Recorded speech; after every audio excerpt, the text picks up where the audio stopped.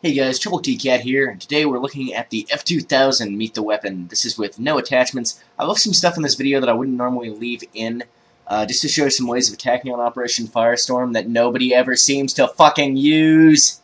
Seriously, on this map, for some reason, I always find 98% of my team is content to sit in the hills behind the base. You'll see here, me and one other dude pushing up and trying to get shit done.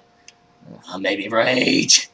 And so this is kind of a dual-purpose video, which is why I left that stuff in there. But, first up, the F2000.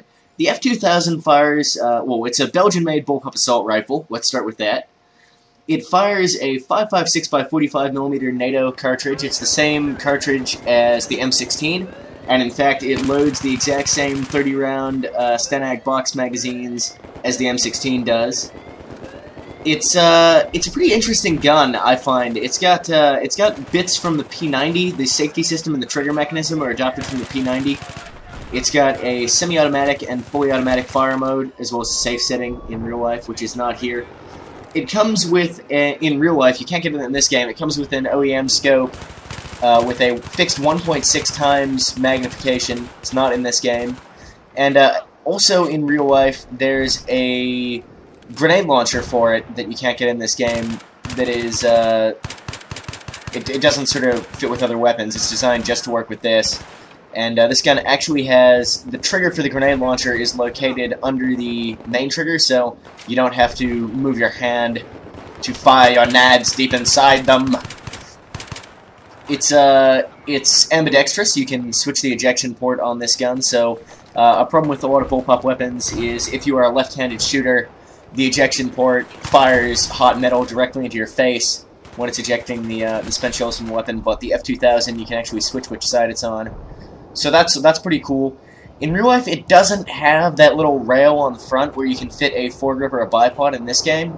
It has a bayonet leg, but it doesn't have that like little tiny Picatinny rail at the front there.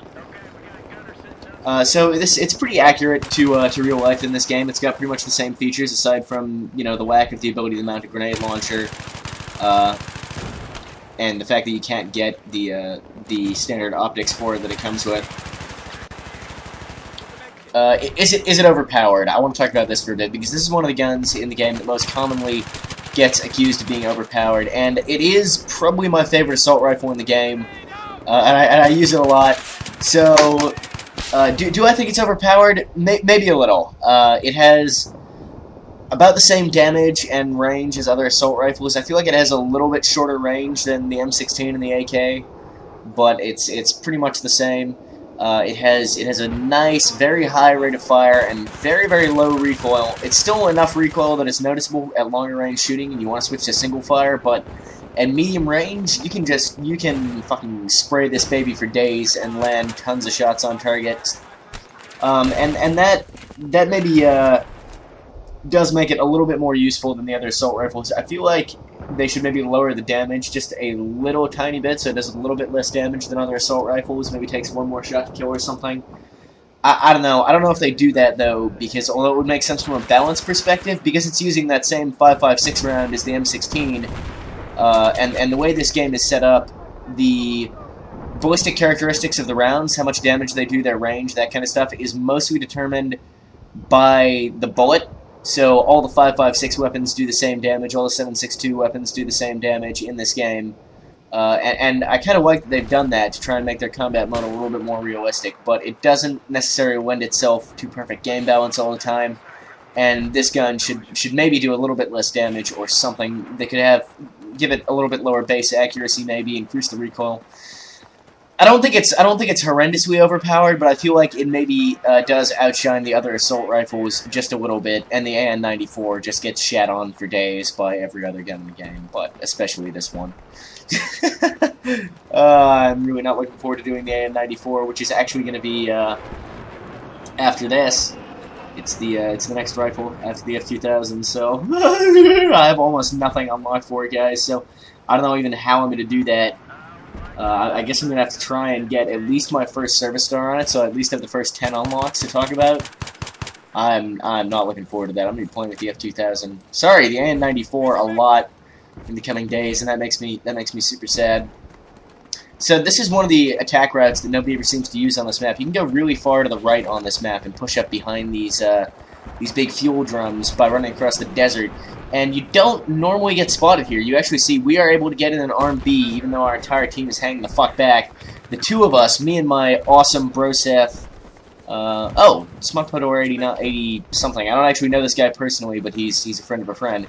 Cool. I didn't pick up on that at the time. We are able to get in there and get shit done, despite the fact that the rest of our team is just kind of not even a little bit. I don't even. I don't even.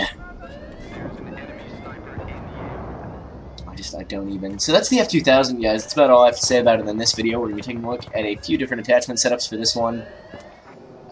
You know, ones that I use and I enjoy. Might see if I can think of something kind of weird for the F2000 that I would absolutely not use.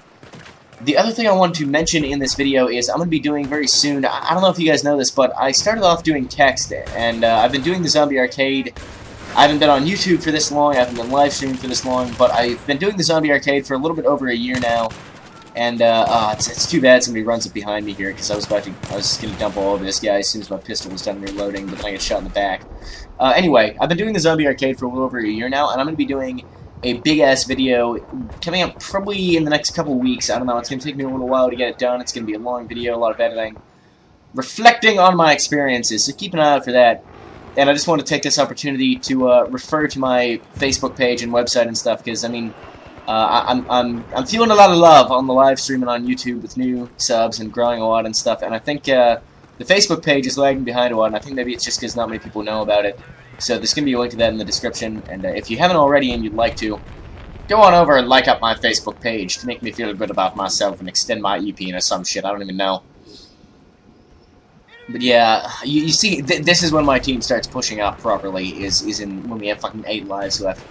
I love this map. I think it's a great map, but for some reason the attackers on this game, especially on this first phase, on this map rather, always seem to feel like their only option is like, no, we just gotta chill out in the desert behind these rocks, because if we move up and try to get the objectives, we might be shot or something. I don't even know. It's fucking dangerous out there, man. Some kind of field of battle.